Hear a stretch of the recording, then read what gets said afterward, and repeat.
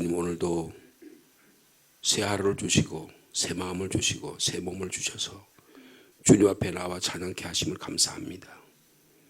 예수 내 마음에 들어와 계신 후 변하여 새 사람이 되고 망경된 행실을 끊고 주님 더불어 살아간 삶을 오늘도 살게 해주시니 감사합니다.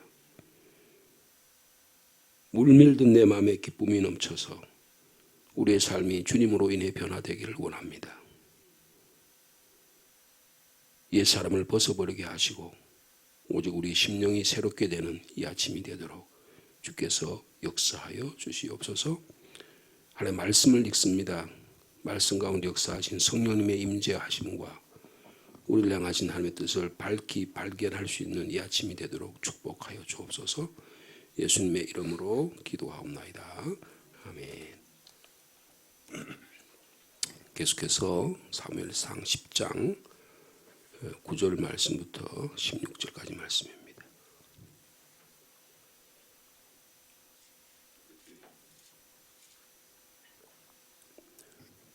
사무엘상 10장 9절 제가 먼저 봉독합니다.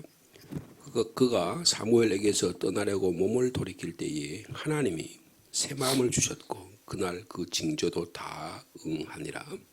그들이 산에 이를 때에 선지자의 무리가 그를 영접하고 하나님의 영이 사울에게 크게 임함으로 그가 그들 중에서 예언을 하니 전에 사울을 알던 모든 사람들이 사울이 선지자들과 함께 예언함을 보고 서로 이르되 기스의 아들에게 무슨 일이 일어나느냐 사울도 선지자들 중에 있느냐 하고 그곳에 어떤 사람은 말하여 이르되 그들의 아버지가 누구냐 한지라.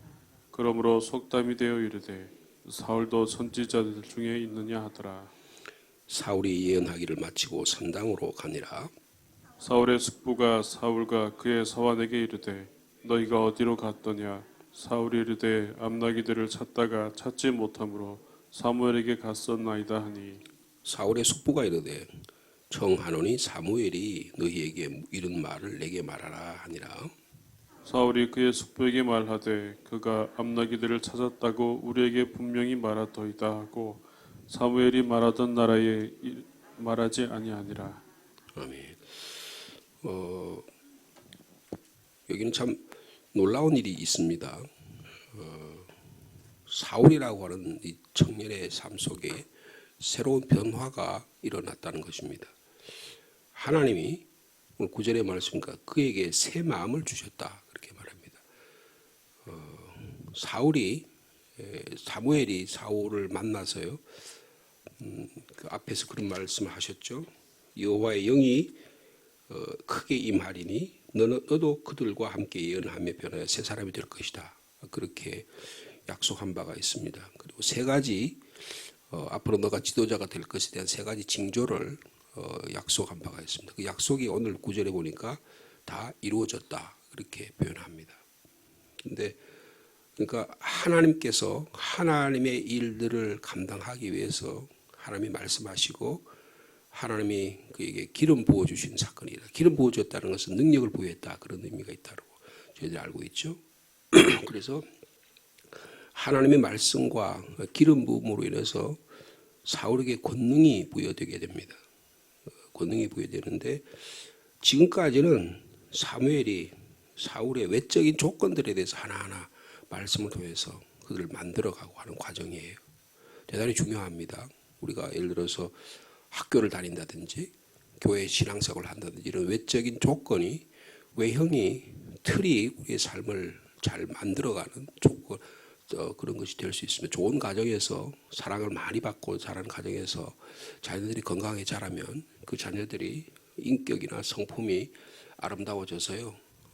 그들이 사회에 나가서 건강한 향기를 발하게 되는 그런 원리와 같다고 하겠습니다. 좋은 학교에서 좋은 선생님의 밑에서 지도를 받고 학습적인 지적인 부분 아니라 감성적이라든지 인격적이라는 것이 의지적인 그런 선생님의 어떤 비전이라든지 꿈을 이렇게 가지고 있는 그런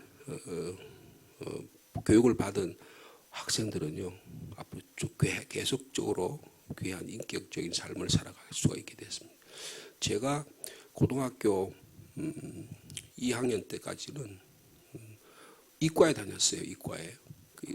지금도 있죠. 문과 이과라 그래서 문과는 뭐 인문과학을 공부하고 사회과학을 공부하는 쪽을 공부하고 이과는 이제 뭐 공과대학이라든지 뭐 의과대학이라든지 이런 그런 걸 공부하잖아요. 그래서 제가 우리 아버님이 그때는 제가 70년대니까요. 산업이 한참 발전합니다.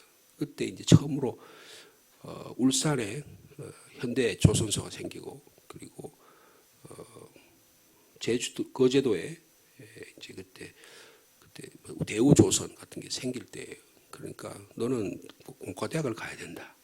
그래야지 먹고 살 일이 생기고 그리고 앞으로 그렇게 한다. 그래서 제가 뭐가 뭔지 모르니까 이과를 진학을 했어요. 근데 저한테 이과는 전혀 안 맞아요. 너무 하고 차이가 나요. 그런데 고등학교 2학년이 됐는데 그 선생님 이름도 기억합니다. 김기룽 선생님이라는 분이 계셨는데 이분이 국어 담당을 하셨어요. 근데 저희들이 대학 입학을 하려면 교과서에 나오지 않는 그런 것들이 많이 문제로 나왔었습니다. 그리고 이제 예비고사라는 걸 그때 보고 지금 학력고사죠. 그 다음에 이제 본고사를 대학 보려면 본고사를 봐야지만 대학에 진학할 때였는데 그 선생님이 국어 교과서에 나오지 않는 이야기를 많이 해줬어요. 근데 저와 친구 하나가 있었는데 그 친구도 이과에 다녔어요. 근데 그 선생님이 하는 이야기가 너무 쏙쏙 들어오고 그리고 이렇게 창문을 바라보면서 어떤 시적인 시를 이렇게 읽어주면서 새로운 세계에서 눈을 뜨게 했던 그 경험이 지금도 너무나 생생하게 기억해요. 한 50년 전에 있었던 이야기인데 그래서 그 선생님 이야기하면 그 진리의 말씀처럼 들렸어요. 그래서 그때 뭐 선생님 뭐 국어의 어떤 과제에서 이런 교과서 위에 이런 책들이 있다 그러면 제가 친구랑 같이 청계천에 가서 청계천에 가면 이제 그 헌책방이 있거든요. 청계천 7가 6가에 가면 전부 헌책방만 있습니다. 헌책방에 가서 그 책을 뒤지는 거예요. 그래서 그 헌책을 뒤져가지고 그 선생님 이야기하는 책을 사서 읽어봤던 그 기억이 지금도 생생하게 기억이 납니다. 그 저의 인격에 그 선생님이 심어줬던 그 성품과 그것이 저의 미래를 가져오는 중요한 하나의 길잡이가 된 것으로 생각합니다. 그러니까 어떤 환경에서 어떤 조건에서 어떻게 하냐가 대단히 중요한 그 사람 인생을 결정하는 요인이 된다고 생각합니다. 교회에서 좋은 성품을 가지고 하나님의 말씀을 잘 자라서 앞으로 당신은 하나님의 나라를 위해 살아갈 사람이다. 그 자녀들에게 비전과 꿈을 심어주면 세상의 가치관에는 하나님의 가치관으로 만들어가게 된다는 것입니다. 이처럼 이런 외적인 조건을 다듬어가는 일이 대단히 중요하다는 거예요. 근데 오늘 본문에 보면 그것이 터닝 포인트가 있어요. 그게 뭐냐면 사울이 사무엘에서 이제 떠나서 몸을 돌립니다. 기름 부음을 받았어요. 하나님의 말씀을 들었어요. 근데 몸을 돌이켜서 떠나려고 몸을 돌이킬 때 하나님이 그에게 새 마음을 주셨다. 이게 무슨 말이냐? 사울이 사무엘과 헤어지는 그 순간부터는 하나님이 사울의 내면을 만져주셨다는 거예요. 여러분, 우리의 외적 조건을 만들어가는 게 대단히 중요합니다. 환경적인 조건이라든지 뭐 학업적인 조건이라든지 정서적인 조건이라든지 물질적인 조건이 대단히 중요합니다. 그러나 하나님이 우리를 만져주지 아니하시면, 하나님 우리의 마음을 돌려주지 아니하시면 아무 소용이 없다는 거예요. 그래서 하나님이 새 마음을 주셨다. 그러니까 그날 그 징조가 하나님께서 약속하신 사무엘을 통해서 약속하신 그 약속이 다 이루어졌다. 이렇게 말씀하고 있습니다. 하나님이 우리에게 새 마음 주시기를 축복합니다. 그러니까 사울이 왕이 됐다는 게 도대체 무슨 의미가 있느냐 그 말이에요. 그 사울이 왕이 된 것을 10절에 이렇게 설명합니다. 그들이 산에 이를 때에 선지자의 무리가 그를 영접한다. 여기 선지자의 무리는 사사시대부터 어떤 나라를 구하는 문제라든지 나라를 새롭게 한다든지 이런 것을 할 때 영으로 임재하는 그런 무리였던 것 같아요. 악기를 앞에서 보면 악기를 연주하면서요 황홀경을 체험하는 거예요. 이것은 마치 오순절의 성령 강림의 사건과 비슷하다고 볼 수가 있어요. 그런 어떤 무리들이 있는데 그 무리가 사울을 영접합니다. 그리고 어떻게 해요? 그러니까 하나님의 영이 사울에게 어떻게 했다 그랬어요? 크게 임했다라고 말씀하고 있습니다. 그러니까 사울이 그들 중에서 같이 예언을 합니다. 그러니까 자기를 넘어서는 초자아적인 체험을 한 거예요. 진정한 자유로움을 경험한 거예요.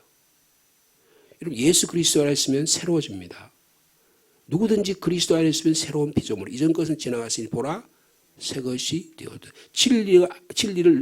내가 진리를 알지 진리가 너희를 자유케 하리라. 진리 대신 예수 그리스도 안에 거하면, 예수 그리스도를 만나게 되면 우리 안에 새로운 역사가 일어나게 된다는 거예요. 이걸 다르게 말하면 기독교식으로 하면 성령 체험을 했다 그 말입니다. 성령의 충만함을 체험했다는 거예요. 자아를 초월하는 경험을 했다는 거예요. 어떻게 자아를 초월하는 경험을 할 수 있겠습니까?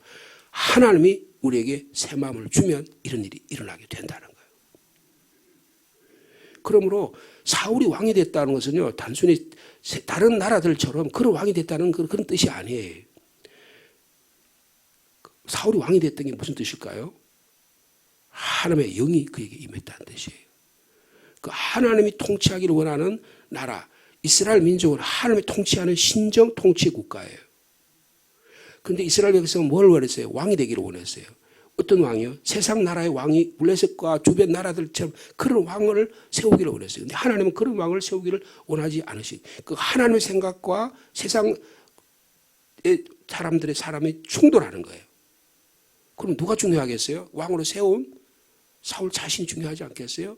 내가 하나님 어떤 세움을 받기를 원하신가라는 걸 세우는 게 대단히 중요하다는 거예요. 그러니까 사울이 왕이 된다는 게 어떤 의미가 있느냐? 이 이스라엘에서 왕권은 성경이 지금 계속적으로 이야기하는, 신명기로부터 계속적으로 이야기하는 예언입니다. 하나님의 그에게서 왕이 된다는 것은 지금 이 시간 이곳에서 근본적으로 하나님과 관계를 맺고 살아가는 거다, 그런 뜻이에요.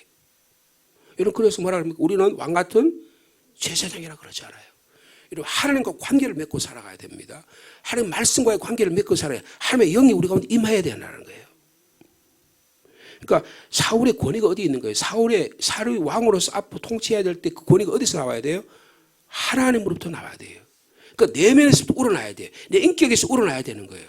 누가 뭐라고 하는데 거기 흔들려서는 안 된다는 거예요. 이 사람이 이야기만 이렇게 말하고 저 사람이 이렇게 저렇게 여기 영향받아가지고 좌로 우로 좌충우돌하면서 아무 무능하게 그렇게 살아가지 부평초처럼 살아가서는 안 된다는 거예요.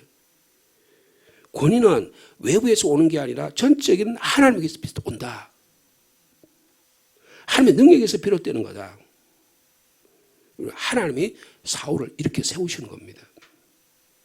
하나님께 사울을 변화시키는 거예요.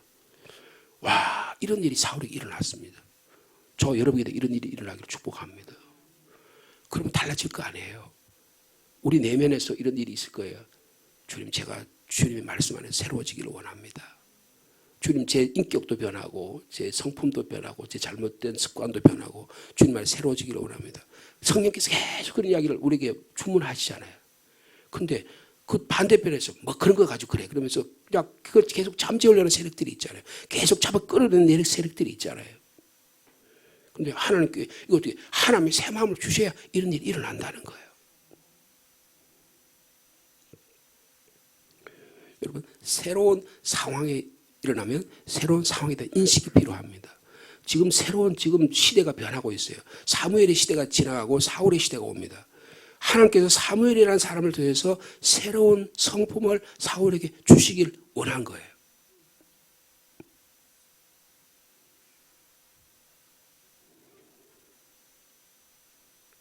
어떻게 변했는지 한번 보도록 하겠습니다. 근데 그 주변 사람들이 하는 반응이 그 다음에 나와요. 11절에 보면 전에 사울을 알던 모든 사람들. 그러니까 사울이라는 사람은 어떤 사람입니까? 기스의 아들이에요. 부잣집 아들이에요. 잘 멋지게 생겼어요. 영향력이 있는 집안. 앞으로 제가 하면 뭐 농사도 잘 짓고 앞으로 뭐 굉장히 베냐민 지파에는 위대한 사람이 될 거예요. 그 정도로 생각한 거예요. 베냐민 지파 중에서. 근데 사울 자신은 어떻게? 자기는 굉장히 연약한 집안이라고 생각해. 자기 별 볼 일 없다고 생각해. 근데 주변 사람들 그래도 베냐민 지파에서 쓸모있는 사람이라고 영향력 있는 사람이 될 거라고 생각해요. 근데 하나님은 그렇게 생각하는 게 아니고요. 전 이스라엘을 다스리는 하나님의 사람으로 만들어 가시겠다는 거예요. 여러분 보세요. 전에 알던 모든 사람들이 사울이 선지자들과 함께 예언함을 보고 서로 말해요. 뭐라 그래요? 기스의 아들이 무슨 일이 일어났냐. 사울도 선지자, 이건 조롱하는 말입니다. 여러분 우리가 예수 믿고 구원받아가지고 사람이 변화되면 사람들이 오순절 성령 강림의 사건이 일어나니까 그 예루살렘 사람들이 뭐라 그랬어요? 저 친구들 다 술 취했다 그랬어요. 약간 동거 아니야 저거? 왜 저 모양이야? 지금 동네 사람들이 그렇게 말한 거예요. 저 사람 키스의 아들. 예수님 보고 뭐라 그랬습니까? 나사렛 그 요셉 아들 아니야? 저 마리아 아들 아니야? 근데 뭐 제가 뭐 해봤자 얼마나 하겠어?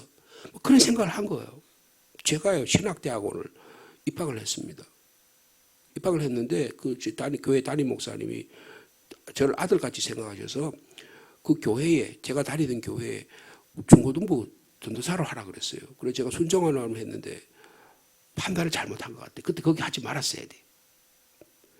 모교에 가서 제가 전도사를 하니까 저는 저를 우리 교인들이 저를 전도사로 안 보고 뭐라 볼까요? 우리 아버님이 장로님이니까 장로 아들 보는 거예요. 우리 어머니 권사 아들을 보는 거예요. 그러니까 전도사님 말은 하지만 속으로는 제 친구들이 지하고 같은 동급으로 친구로 보는 거예요. 아무 영향력이 없어요. 그래서 제가 전도 생활하고 빨리 떠났습니다. 거기를. 주변에서는 거기 있으라 그러는데 우리 아버지가 장로죠. 어머니 권사죠. 삼촌이 장로죠. 우리 사돈이 장로죠. 그건 뭐 제가 영향력을 행사하고 거기 있으려면 뭐 있을 수 있어요. 그런데 가만히 생각해 보니까 그건 아니겠더라고요. 동네 사람들이 그렇게 생각한 거예요. 평상시의 생각으로 자기의 생각을 가지고 상대방을 평가하는 거예요. 여러분 사람이 사람을 평가할 때 상대방을 평가하는 인격적인 기준의 삶의 기준이 있을 거예요. 그러나 하나님의 나라는 하나님의 세계는 전혀 다른 세계라는 거예요. 사울이 변화됐잖아요. 하나님께서 그를 새로운 변화를 시켜 새로운 눈으로 바라보게 되는 거예요. 이 사람들은 성령의 체험이 없어요. 성령의 충만함이 없어요. 그러니까 자기의 눈으로 바라보는 거예요. 자기의 관점으로 바라보는 거예요. 여러분 내가 보는 관점이 다 옳다고 판단하지 않기를 바랍니다. 하나님이 역사하시면 하나님이 새 마음을 주시면 하나님이 일으키기를 원하시면 하나님의 나라가 일어난다는 거예요. 여기 교회는 하나님의 마음을 새 마음을 준 사람들이 모여서 성령의 공동체가 되어야 하는 겁니다. 그래야 하나님께 역사하시는 거예요. 하나님 성령의 역사를 일어나서 하나님 일을 감당하기를 원하시는데 나는 내 생각을 갖고 있어. 내가 갖고 있는 견해를 갖고 있어. 내가 생각하는 인생관을 가지고 그걸 보려고 그래. 그러니까 마음이 안 맞아. 기준이 안 맞아. 자꾸 잣대가 틀려져요. 그런데 사울이 성령의 체험을 보고 나니까 저 사람들하고는 같이 있다면 어떻게 해요? 저 사람들 끌려갈 것 같아요. 사울이 그걸 깨달았다 그 말이에요. 저 보세요.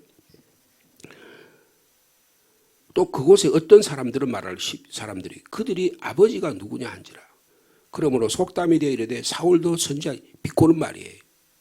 불신의 말입니다. 여러분 우리가요 주님 앞에 새 사람 되면 반드시 이런 일이 일어납니다. 그럼 어떻게 돼요? 거기서 탈출하셔야 돼요. 그런 내 안에 갇혀있는 과거의 거기서부터 나의 자아로부터 떠날 줄 아는 능력을 가져야 됩니다. 그럼 어떻게 해요? 고통이 따릅니다. 때로는 그것 때문에 어떤 좌절이 일어날 수 있어요. 손해가 일어날 수 있어요. 그것을 넘어설 수 있는 능력이 있어야 돼요. 그래야 하나님 역사하시는 거예요. 만약에 사울이라는 청년이 이스라엘의 사울도 베냐민 지파였잖아요. 사도 바울이 그죠? 그리고 사울이었을 때 그리고 가마리엘 문화에서 최고의 학문을 배웠잖아요. 구약 성경을 달달 외우고 그리고 앞으로 사내들인 공회원이 될 수 있는 그런 자격도 갖추고 얼마나 열심히 일을 했으면 야, 저 친구 앞으로 위대한 지도자가 나라의 지도자가 될 거라고 생각했어요. 근데 예수 그리스도를 알고 나니까 다른 걸 다 쓰레기같이 다 버렸어요. 다 배설물을 다 버렸어요. 왜요? 하나님 나라는 또 전혀 새로운 세계니까. 하나님 통치하는 세계는 전혀 새로운 세계니까. 일을 그렇게 했다는 거예요. 자 보세요. 13절에 사울이 예언하기를 마치고 산당에 가니까 14절에 사울의 숙부가 여러분 사울의 숙부는 사울이 어떻게 변화된지 전혀 몰라요. 그래서 대화가 일어납니다. 이게 이제 9장 처음의 내용과 연관이 돼 있어요. 사울이 아버지의 암나기를 잃어가지고 하인이랑 같이 찾으러 다녔잖아요. 이제 그 장면을 생각하시면 돼요. 자 14절에 사울의 숙부가 사울과 그의 사원에게 이르되 너희가 어디로 갔느냐? 너 어디 갔다 왔냐? 그 말이에요. 그러니까 사울이 대답하면 암나기를 찾다가 찾지 못함으로 사울에게 갔었습니다. 깜짝 놀라요. 아니 너가 사울을 만났다는 말이냐? 사울은 하나님의 위대한 사람이잖아요. 감히 접근할 수 없는 사람이죠. 여러분 우리 교인들 가운데 그런 분이 계시더라고요. 목사라는 직책은 굉장히 신령한 직책이라고 생각하는 분이 계세요. 그래서 아이고 제가 어떻게 목사님 옆에 가까이 갑니까? 그런 생각하는 분이 계세요. 근데 그게 좋은 면도 있지만 어떻게 보면 그 신앙이라는 거를 너무 이렇게 미신적인 것에서 보는 경향도 있어요. 근데 지금 이 사울의 숙부는 사무엘을 만나러 갔다니까 사무엘, 야, 그 무슨 일이 일어났을까? 사무엘이 나라를 통치하는 지도자인데 무슨 일이 일어나서 궁금하지 않겠어요? 그러니까 15절에 사울의 숙부가 이르되 사무엘이 너에게 무슨 말을 말하더냐? 자, 16절 말씀 같이 읽겠습니다. 시작. 사울이 그의 숙부에게 말하되 그가 암나기들을 찾았다고 우리에게 분명히 말하되다 하고 사무엘이 말하는 하나님의 나라 일은 말하지 아니하니라. 새로운 상황 인식, 이런 이야기를 함부로 아무에게 하지 않는다는 것이 대단히 신중한 사람이 되었다는 것을 표현하고 있는 것입니다. 여러분, 오늘 저희 이 본문 가운데 우리가 메시지로 받을 수 있는 말씀이 뭘까요? 사울이 변화됐다는 거예요. 사울이 지도자로서 자격을 가지게 됐는데 외적 조건이 갖춰졌습니다. 근데 하나님은 거기에 하나님의 영을 부여하셨다는 거예요. 여러분, 성령이 저와 여러분 삶 가운데 말씀으로 부여되기를 축복합니다.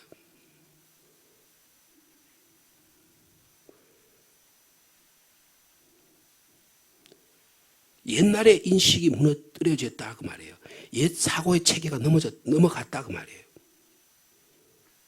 내가 이 세상으로 갔던 관점을 갖고 있던 무엇을 먹을까, 무엇을 마실까, 무엇을 입을까라는 관점으로 교회를 바라보지 않고 사람을 바라보지 않는다 그 말이에요. 이게 하나님의 마음입니다. 하나님의 영이 부어지는 거예요. 여러분, 여호수아 시대에 갈렙이라는 분이 있잖아요. 갈렙이라는 분이 나이가 80이 됐어요. 근데 땅을 12지파가 나눠주고 갈렙은 유다 지파이기 때문에 땅을 분배를 받았는데 그 땅을 다 정복을 못했어요. 이방 족속들이 너무 7족속이 이 가나안 땅 7족속이 있으니까. 그러니까 그 땅을 점령하지 못해 갈렙이 어떻게 보면 자기 옛날 동료잖아요. 모세 시대에 같이 하는 일들을 감당하던 사람이잖아요. 갈렙이 여호수아에 갑니다. 내 이 땅을 달라. 그럼 내가 이 땅을 점령하겠다. 근데 그 민수기 14장에 보면 이런 말이 있어요. 내 종 갈렙은 그 마음이 그들과 달라서 나를 온전히 따랐다. 그러면 내가 그 땅을 그에게 인도해서 내가 그 자손에게 그 땅을 차지하게 할 것이다 그래요. 거기 보면 갈렙의 마음은 다른 사람들의 마음과 다르다 그랬어요. 하나님의 주신 비전의 마음, 하나님의 꿈, 자기가 예전에 모세 시대에 있었던 하나님이 주셨던 그 비전의 마음을 계속 품고 있었어요. 여러분, 하나님의 마음이 여러분과 저 여러분 가운데 품어지기를 바랍니다. 그럼 그 마음을 하나님이 사용하신다는 거예요. 그 마음을 사용하신다는 거예요. 여러분, 에스겔서에 보면 에스겔서 11장 19절에 보면 에스겔이라는 사람은 아주 특별한 사람입니다. 하나님의 영이 체험을 많이 한 분인데요. 내가 그들에게 한 마음을 주고 그들에게 새 영을 주며 그 몸에서 돌 같은 마음을 제거하고 살처럼 부드러운 마음을 줄 것이다. 그랬어요. 에스겔 36장 26절에 보면 또 새 영을 너희 속에 두고 새 마음을 너희에게 주되 너희 육신에서 굳은 마음을 제거하고 부드러운 마음을 줄 것이다. 그랬어요.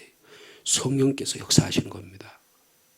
그러니까 에스겔이 하나님 환상을 보고 하나님 영이 떠났던 그 이스라엘 민족이 다시 돌아오는 환상을 품잖아요.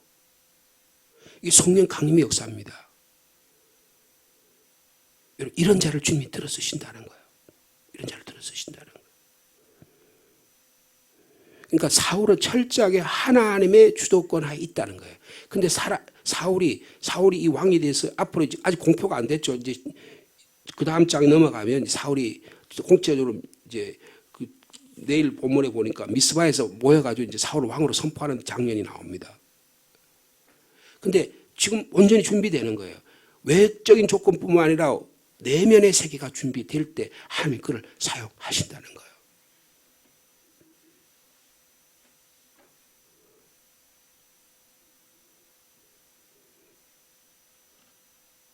사울의 마음에 새 마음을 주셨다. 사울을 나는 온전한 하나님의 사람이다. 하나님이 나의 삶을 주도하신다. 하나님의 계획 아래 있다. 하나님이 나를 선택하셨다라는 이런 확고한 믿음을 가지고 아무리 사울이 변한 것 같아요. 이 마음이 끝까지 지속되면 하나님이 그를 통해서 역사하실 줄을 믿습니다.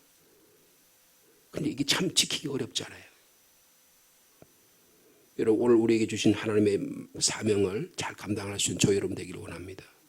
성령이 새 마음을 우리에게 주시면, 그래서 사도 바울이 고린도후서 5장에서 그런 말씀하셨죠. 누구든지 그리스도 안에 있으면 새로워진다. 새로운 피조물이 된다. 하나님이 나를 새롭게 빚어주신다. 그러면 이전 것은 지나가게 되고 보라 새 것이 되었다고 성령이 역사하니까 그렇게 고백할 수 있어서 예수 그리스도 안에 있다는 걸 다르게 말하면 성령 안에 있다는 거예요. 성령 안에 있다는 게 뭐예요? 예수 그리스도 안에 있다는 거예요. 예수 그리스도 안에 있다는 게 뭐예요? 하나님의 말씀 안에 있다는 뜻입니다. 하나님께서 사무엘을 통해서 사울을 변화시켜 주신 것처럼 오늘도 저에게 주신 새로운 역사가 저와 여러분 가운데 일어나기를 축복합니다. 그러면 힘바람 나게 정말 가치 있는 의미 있는 삶을 살 수가 있습니다. 사람을 보는 눈이 달라질 수 있어요. 그 사람을 보는 눈이 달라진 관점으로 보면 저 사람이 저래서 내가 옛날에 저랬는데 저 사람이 저래서 저렇게 나를 바꿔오고 그렇게 했었구나. 그럼 그 사람을 이해할 수가 있는 거예요. 그 눈으로 그를 품을 수가 있는 것입니다. 그런데 내 관점이 계속해서 그 관점을 유지하다 보면 어떻게 해요? 내 관점으로 보니까 다 은하는 거예요. 다 막 마음이 다 안 드는 거예요. 그냥 여기도 마음에 안 들고 저기도 마음에 안 드는 거예요. 자식도 마음에 안 들고 교회도 마음에 안 들고 나라도 마음에 안 들고 다 마음에 안 드는 거예요.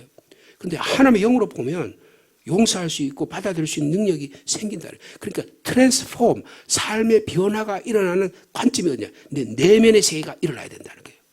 내 삶의 가치가 변화돼야 된다는 거예요. 오늘 하나님께서 새 마음을 주셨던 사울에게 주셨던 이 새 마음이 저와 여러분 가운데 일어나기를 축복합니다. 이런 일을 통해서 하나님 우리를 사용하기를 원하신 그 때에 귀하게 사용되는 복된 하루의 삶 되기를 축복합니다. 주님 감사합니다. 사울이란 청년이 동네 사람들이 기대하던 관점이 아니라 사무엘을 통해서 기름 부음을 주시고 그에게 비전을 주니까 사울의 마음이 변화됩니다. 사울의 마음이 변화되니까 그가 예언하고 하나님의 영으로 충만합니다. 그의 딱딱 같은 마음이 돌 같은 마음들이 굳은 마음들이 제거됩니다. 그가 부드러운 마음을 갖게 됩니다. 살처럼 부드러워집니다. 탄력이 생깁니다. 사람을 받아들일 수 있는 영적 안목이 생깁니다. 주님 저희들에게 그런 마음 주시기를 원합니다. 하나님의 나라 영을 따라가는 삶은 생명과 평안이라고 말씀해 주셨습니다. 그러나 육의 마음은 사망이라고 말씀합니다. 주님 생명과 평안 가운데 살아가는 오늘 삶이 될 수 있도록 성령의 사람이 다 될 수 있도록 주께서 축복하여 주옵소서. 하나님의 영적 권세가 저희를 통해서 나타나기를 원합니다. 우리의 가정이 우리의 교회가 주님 그리스도인이 임하는 그곳에 하나님의 권세가 나타나게 하여 주시옵소서. 생명을 살리는 권세가 되게 하여 주시옵소서. 주님 우리 가정을 위해 기도합니다. 가정의 부모의 권위가 회복되기를 원합니다. 학교에서 선생님들의 권위가 회복되기를 원합니다. 교회에서 목회자의 권위가 회복되기를 원합니다. 나라에서 지도자의 권위가 회복되기를 원합니다. 하나님이 허락해 주신 권세로 하나님이 주신 마음으로 사람을 사랑하고 섬기는 우리 가정, 교회, 이 나라 민족 되도록 주께서 축복하여 주옵소서. 끊임없이 갈등과 끊임없이 원한 관계와 끊임없이 상대방을 넘어뜨려야 내가 일어설 수 있다고 하는 이 마귀적이요 사탄적인 생각 가운데 우리 갇히지 않게 하시고 원수까지도 사랑할 수 있는 생명의 능력이 우리 가운데 일어나도록 주께서 축복하여 주시옵소서. 주님 우리 교회가 이런 일 감당하기를 원합니다. 사순절 이 주간 동안에 우리의 마음속에 그리스도의 마음으로 충만케 하여 주시옵소서. 오늘 주요 기도회로 모입니다. 말씀과 찬양과 기도 가운데 예수 그리스도를 온전히 닮아가는 거룩한 날이 되도록 주께서 축복하여 주옵소서. 계속적으로 신방 가운데 있습니다. 한 가정 한 가정 주님이 찾아가시고 그들 가운데 새 마음을 허락해 주시고 그들 가운데 기도의 응답이 나타나도록 축복하여 주시옵소서. 예수님의 이름으로 기도하옵나이다.